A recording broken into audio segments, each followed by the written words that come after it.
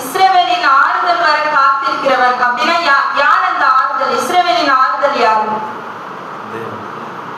இயேசு கிறிஸ்து தான். சரிங்களா? அவர் வந்தா மட்டும்தான் இந்த ஜனங்களோட பாவங்களை நீக்கி அவங்களுக்கு என்ன கொடுக்க முடியும்? ஆறுதலை கொடுக்க முடியும். அவரே என்ன செய்யறாரு? ஆறுதலே தெய்வமா இருக்கிறார். அப்போ அந்த ஆறுதல் வர காத்திருந்தவன் யாரு? இந்த சிமியோன். அவன் எப்படி காத்திருந்தானா?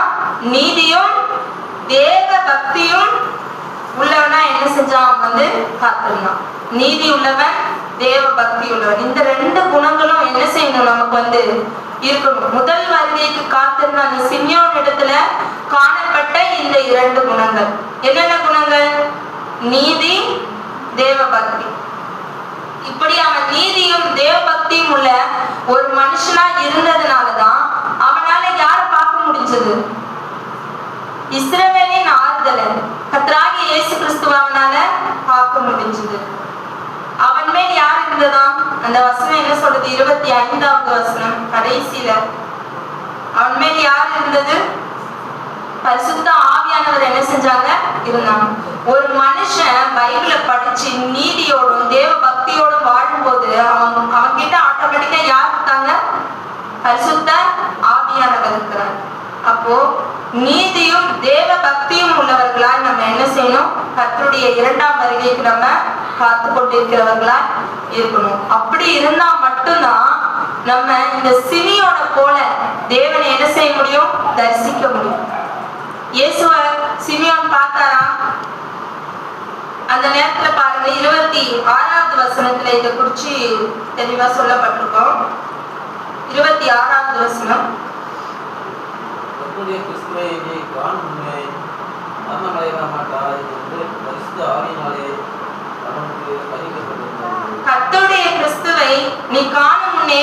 அடைய மாட்டாய். பரிசுத்த ஆவியானவர் அவருக்கு ஒரு வாக்குத்தத்தத்தை என்ன செஞ்சிருந்தாரு?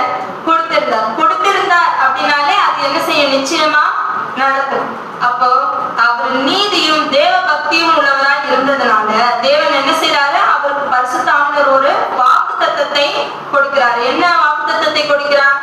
கர்த்தருடைய கிறிஸ்துவை நீ காணும் முன்னே மரணம் அடைய மாட்டாய். எவ்வளவு பெரிய ஒரு ஒரு கிஃப்ட்னு பாருங்க.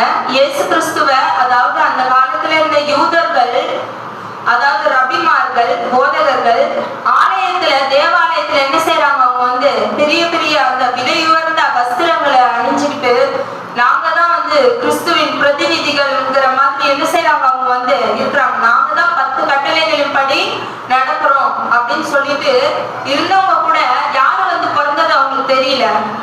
இயேசு வந்து பிறந்தது அவங்களுக்கு தெரியல.